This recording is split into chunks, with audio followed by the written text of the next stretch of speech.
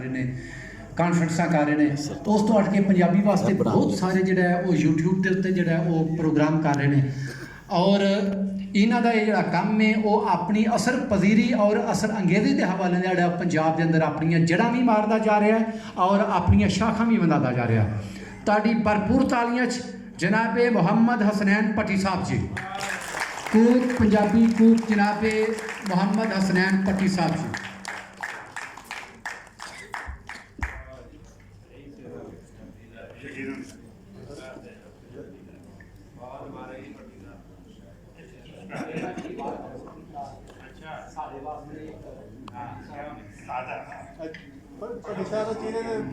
नजर नहीं आ रहा है, थोड़ा सा क्यों थोड़ा नजर नहीं आ रहा,